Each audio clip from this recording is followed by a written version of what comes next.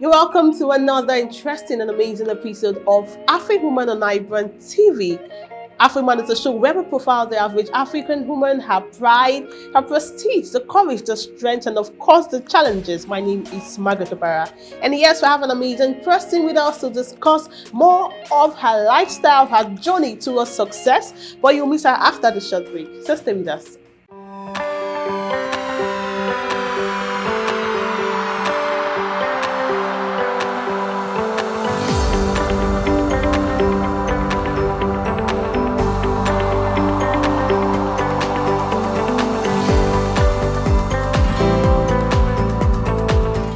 Welcome back from that short break. If you're just joining in, this is Afriwoman. And like I said before the break, we have an amazing person. We are in the business premise. It's a beautiful place. Look at how beautiful it is. We're in the business premise of an amazing person, in the person of Lanre Adewumi. Hello, Lanre. Thank you for joining us today. Hi, Margaret. Thank you so much for having me. You look amazing. You look, I don't know, you look superb. I think words can't quantify. And I also look superb because I'm wearing inspired by DY. So, Lanre, okay, let's go to you before we let the cat out of the bag. Now, let's go over to you now. Who is Lanre Adewumi? Lanre Adewumi. So this is Lanre Adewumi.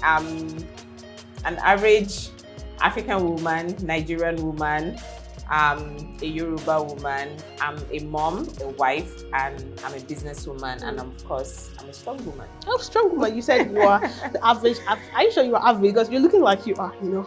Well, so why did you decide to describe yourself as average?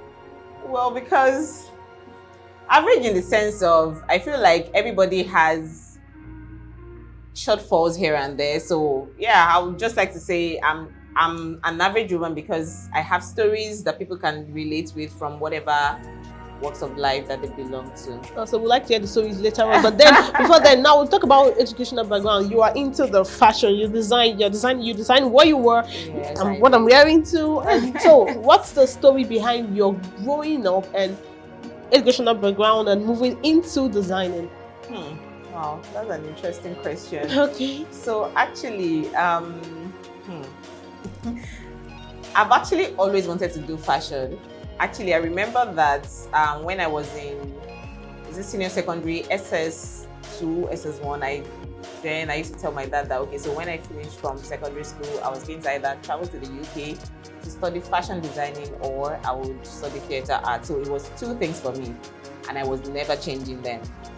Of course, at some point I realized that I could not travel to the UK, so I settled for theatre. So I studied performing arts at the University of Ilorin. And then I graduated. I did a bit, so I worked in advertising for a while. Then before then I was in media. And then at some point I knew that I still always have to come back to this passion of mine. And then somewhere along the line I went to fashion school. I think I've done like maybe 3, so I went to like different series from the beginners to intermediate to like master classes. So, and then here we are today. How you feel fulfilled, yeah? Absolutely. So fulfilled. Let's talk about your journey into, because you described yourself as a mother and a wife. So journey into motherhood and I won't say wifehood now. Being a wife now. Oh, mother, it's a journey on its own. Oh yeah, motherhood of course is a full-time job. So let's discuss that journey. Journey into mother. I remember that. So one interesting thing I remember is that the second fashion school I went to, I was actually heavily pregnant when I started. I just knew that because I did it at some point. Then I was still very highly driven with my career in advertising. So at some point I dropped off. And then later on I was like, this thing, I still just have to go. And then I was married then, and then I was pregnant. But I just needed to do it. And then not minding how heavy I was, I went back into fashion school. And I remember that even along the line, I gave birth and I had to pause. And then after my child, I resumed back to the fashion school. So journey to motherhood is, I would say, it's been interesting, it's been amazing. Of course, very challenging, especially in this part of the world that we are in. And then also, of course, with the business. I feel like it takes a lot of planning, it takes a lot of courage, it takes a lot of prayers actually, because there are times that sometimes you're doing things and then you really don't even know if you're doing the right thing or not. I know that I have some friends that sometimes when I post some things about my children on my WhatsApp status, and then they'll be like, oh, they're really doing well, I wish I knew. I said, even me. But I actually have fears. Yeah. Even in sometimes even the subject matter, I'm still afraid that, hey, even this thing I'm putting out there, am I sure it's actually right or wrong? But then it's okay to just let it out, because it's from sharing your experiences that you also learn, and then you'll be able to like put your child in the right way, or put your home, your family. But really, motherhood is a full-time job. I would say that if every woman should just be allowed to be a mother and not add any other thing to it, really. But now you have something else added to motherhood. So how has it been juggling between motherhood and business? And this is beautiful. This is like, looking around, you could tell that you are doing an amazing job. And also for your kids, so you're doing an amazing job as a wife, as a mother, and as a businesswoman. So how has it been for you? This smiles. It's a lot of work. So my typical day, so you have to wake up like maybe 6 or 6:30, and then you prepare the children for school, especially when you have more than one. And then having 2 boys is a lot of work. So you prepare them for school, so you drop them off at school, and then somewhere along the line, immediately you're dropping them off, you're already thinking of what you have to do back at work. So most times I'm here even before my staff, so I drop them off at school, and then I'm here, I start the work, and then in between you still have to think about, oh, when they come back from school, what are they going to eat and all of that. And then before you know it, it's already time for school run again. You have to pick them from school, you get home, you have to do homework, you have to prepare dinner, get them ready for the next day, and then it just goes on and on and on. I always tell people, when you're single, please enjoy it, because when this journey starts, honestly, I think that like motherhood is a lifetime thing. Until you die, you really don't get retired from it. Because even my mom is still mothering me. Yeah, like, and it's not mothering your children, even serving my children. So it's actually a lot of work. I feel like once you start it, there's no stopping. You don't until the end of life. Like there's no retirement from motherhood. Now let's move to the business part of it. So this, I'll always make reference to this. It's beautiful. It's amazing. Thank name Inspired by DY. What inspired the name Inspired by DY? Wow. Okay, I think this is the second time I'm having to tell this story. Okay, please, want to hear. Take your time. You're not rushing. Okay, so it's actually simple. It's inspired. So it's just, so when I was going to start my fashion school, like I said, it's something I've always wanted to do. But then along the line, there were some people that actually gingered me, that motivated me to actually pursue it, to actually go into it. And so the DY is actually the initials of those people. And then Inspire is just, okay, you guys inspired it. And so it doesn't really, so I know that a lot of people will call me, oh, hello DY, hello. Yeah. It actually doesn't have anything to do with my personal name, but it has to do with people who are important that actually spurred me to. And then the Inspire is actually what it is for me. So I just want to be able to, it's just inspiration basically, because everything about my journey, about the business, about the designs I do is just supposed to be inspirational. Okay. Yeah. So that's the TM, that's a trademark. So that means the name is trademark. It is. Oh, wow, it is. Nice. So about your inspiration, what are the things that inspire you to go? Well, I know designing is a thing of sometimes the mind, the brain. It's not something you just say. You can be inspired by nature, somebody. So what inspires most of your designs? It's actually, so a lot of things, like you said, inspire our design. So sometimes it is fabric, sometimes it is, you're just looking at, sometimes it might even be someone else's design. You see a design and you'll be like, oh, I think this is a little too much. I might do it differently and then maybe reduce it. Or you'll be like, oh, I think this person downplayed it. Okay, how about I add my own and create something different? It might be a place that you went to. Sometimes it might be the prints that you see and then you just feel like, okay, maybe it would just be nicer for something like this. For instance, like this kimono I'm wearing, it was actually one of my clients that actually so it was actually one of my clients, one of my major clients. So she brought some fabrics and then I created a kimono for her, because she would just give me the fabrics and say, just do whatever you want. And then I created a kimono for her. And then when I finished with the design, and then I was just like, okay, let's see. I put it on the mannequin. I was like, this thing really looks nice. And I told one of my guys, how about we create like a series with like of this and make it more shapy so that it can be worn as a dress and it can be worn as a kimono. And then that's how this actually came about. So I went shopping for fabrics I feel like would really suit it, and then we created it, and it's looking amazing. Yeah, that's how coping with contemporaries in competition. No, competition is important, but when it's healthy, I know in Nigeria, a lot of people, Africa, a lot of people will do what you do. Yeah. So how do you cope with all of those things and still get your clients who are? I know you always have clients that are that will stick with you through thick and thin. So how are you coping with those competitions? So there's something I learned from one of my fashion schools, and then it was when you check. So it's like the business of fashion. So when you check the facts and figures about fashion business in Nigeria, we barely even scratched 5% of it. So you can imagine if you've only, like, everybody that is in fashion business in Nigeria, we've not even taken up to half of the entire value that we're supposed to be, like what the business is supposed to be. So it means that there's room for everybody to grow. So that thing is always on my mind. I'm like, really, even if there are like 10 million people, my business is still going to grow into making billions, making millions, because there's still enough room for everybody. And then for competition, I feel like I actually follow a lot of designers who do things that likely or slightly related to me or are different from, because if you are not looking at other people's jobs, you really will not learn, you will not grow. You cannot just box yourself in your circle and be like, oh, it's just about me and about me alone. You die alone at the end of it, because you need to also look at other people.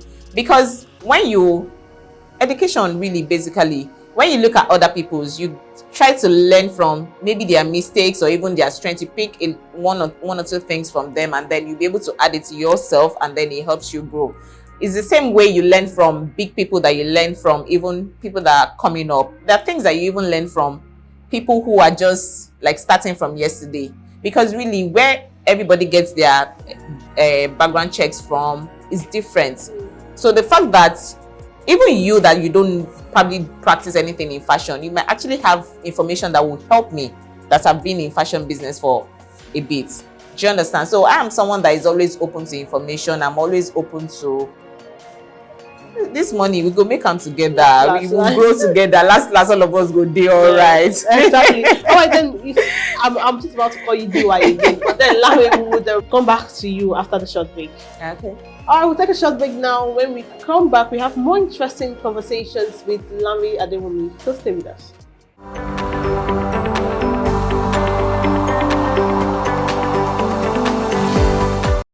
You're welcome back. Before the break, we were speaking with Lami, inspired by DY, and we are still speaking with Lami. So Lami is still here to discuss more on her journey with us. So Lami, you mentioned your inspirations, how you create your pieces, and then there's this thing that people, it's really bad. It's very, very bad, because I am not a party to people copying people's originality. You see someone else's piece and you're copying it and you're attributing it to yourself. Yeah, because I spoke with someone who is actually a fashion designer, but she doesn't do ready to wear. You bring the fabric, she creates designs. She created the design for someone and made the dress, and the person posted a picture, and she saw it on the page of a high profile designer, and she went back to the lady and asked, I created this thing. They were like, I have no business with you, I've paid you your money, so you have no right to tell me, so your own is to do my design, I pay you. You didn't even attribute that to her. So things like that. Has it happened to you before? Well, no, because for one, we don't accept fabric, so it's strictly ready to wear.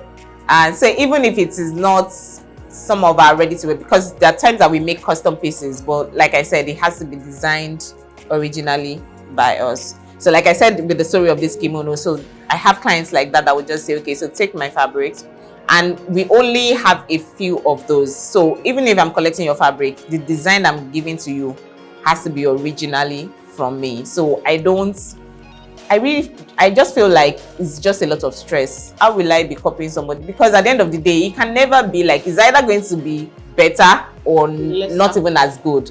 So why do I have to? So I always tell people, I'm not one for that, except for, so that instances where we do that, maybe for brands, because there are times that we do, so when we're doing like manufacturing for brands, so maybe corporate organizations who want to do stuff for like maybe their brand influencers and all of that, because usually before they will bring the design to us, they would have maybe downloaded designs online from somewhere and then approved with the client. So that one you have to stick to whatever they've given to you because it's brand associated.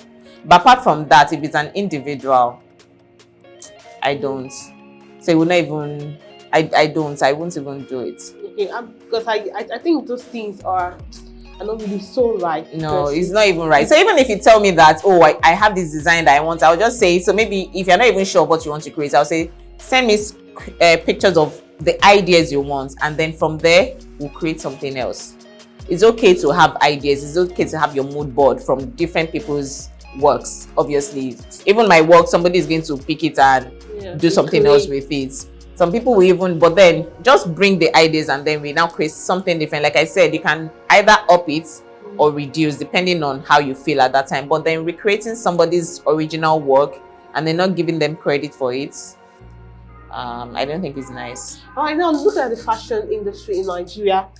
Would you say it's been the pace of advancement has been rapid or at a slow or snail pace? I would say that there's been advancements, definitely. And then I think the pace has been upped a bit in recent times. If it's fast enough, I might not be able to, I don't think it's fast enough as it should be, because obviously there are a lot of things negating that, because obviously our infrastructures that are supposed to support this industry, the infrastructures are not there for us. So, but then I feel like there's a lot of advancements, because especially now that everybody is having to, look inward. We have a lot of entrepreneurs now. We have a lot of people trying to create things for themselves. And then fashion business, actually, it transcends just creating wares. So we have people in photography, in makeup that are dealing strictly with fashion business. So we have the fashion makeup artists, we have the fashion photographers, we have the fashion models. So a lot of those people are springing up. A lot of people are now open to create like modeling agencies for fashion businesses. We have a lot of people that are solely set up to create content for fashion industries or for fashion designers. So I would say that in terms of advancement, yes, there's been a lot of advancement. There's been a lot of uptake, but if it is on the pace that it should be, I don't think so. I do you think there's been some effort by the pioneers, or I don't know if I'll call them pioneers, or people really in charge of this fashion? I know in London they have London Fashion Week. Yeah. Some places, I think GT Bank did something GT like Bank that. Fashion Week. So do you think there's been a lot of efforts to advance this thing, or it's been relaxed lately? I would say that prior to COVID, actually, there was a lot of, there's always one fashion event after the other. So I feel like before then, there was a lot of, so it was growing rapidly in terms of creating awareness for fashion business. But then I think the pandemic actually also slowed things down a bit. So a lot of people are now resolving to online stuff. So if there's an event, it's even online, you're probably dressing up and you're in your home, and it's not going to be as much as having people gather in a room and then to celebrate, and then you see all of the nice outfits and celebrate, and then photographers can come and showcase their things. There will be a lot of exhibitions and all of that. So I think that before the COVID, even in Nigeria, there were lots of fashion events springing up, but then the pandemic actually slowed things down. But I think that come 2021, towards the end of the year, I'm sure that there will be, because I know that there's one that is actually being planned at the moment. There are lots of fashion events that are actually being planned at the moment that are like really big. And so I feel like exiting 2021 into 2022, God help us that there's no reoccurrence of COVID, I feel like things would pick up again. Are you part of all these fashion shows? Yeah. Hopefully. If you were to take back the hands of time, is there anything you would like to have loved to do differently? Looking back, I feel like I would have started fashion earlier. I would probably have started my fashion. I would have taken it seriously before I got married. Then I would have probably started my business earlier. And I also, there's something I always say, I wish I knew. I would have been very serious with savings for my uni days. Oh yeah. I wish I knew that this is how life would be. Then I would have been very extremely serious with savings. That would be the two things. So started my fashion school earlier, and then started the business earlier, and then be more like, saving. So what's your perception of the African woman? What's your perception? Because African women are seen as when I hear African woman, for me, all I see is strength. From way back, from the days when we were taken as slaves till now, it is pure strength. Like, that's all that comes to my mind. I just see strong women. I see women that are courageous, that have so much more in them that they can actually imagine. That's what I see when I hear, or when I see, when you talk about an African woman. That's just what it means to me. I see someone that is much more than she even knows. Yeah. Is there anything you wished can be done differently in Africa? I wish that we could be more supportive of one another. Actually, as Africans, I feel like that's one thing that we don't do so much of.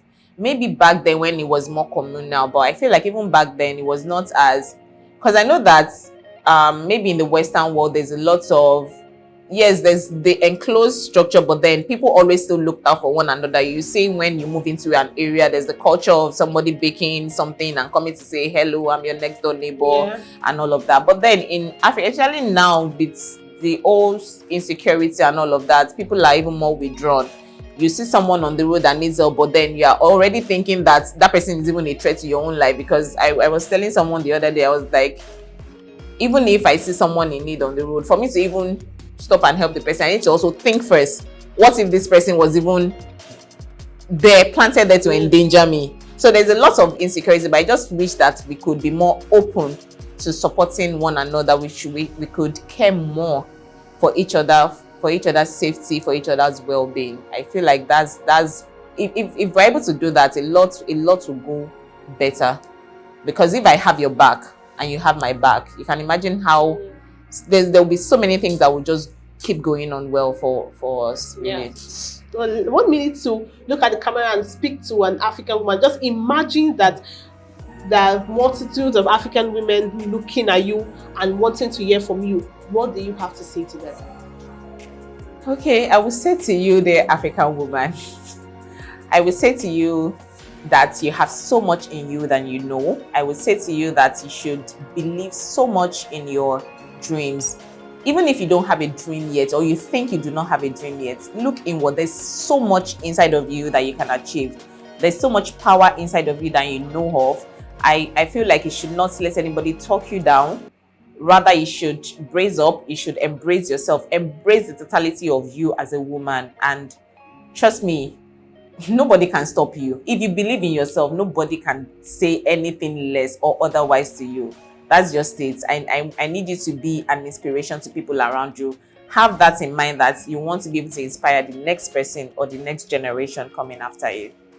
Just had it all from Inspired by DY. Thank you so much for Lanre, Inspired by DY. for going to this interview. Quite an insightful one with you. Thank you. We hope to walk Thank you into so much. one of the stores in London, Dubai, Amen, someday, and pick up beautiful African things. Amen. All right, thank you. That was Lanre Adewumi, Inspired by DY, the CEO of Inspired by DY, an amazing personality. You heard all she said to the African woman. There's so much within you that you might not know about, except you try, whether you have support or not. And I'm not a fan of saying the sky is your limit. No, I believe there's no limit to what you can achieve. The sky is your starting point. Until I come your way next time on Afriwoman, my name is Margaret Opara. Keep watching iBrandTV.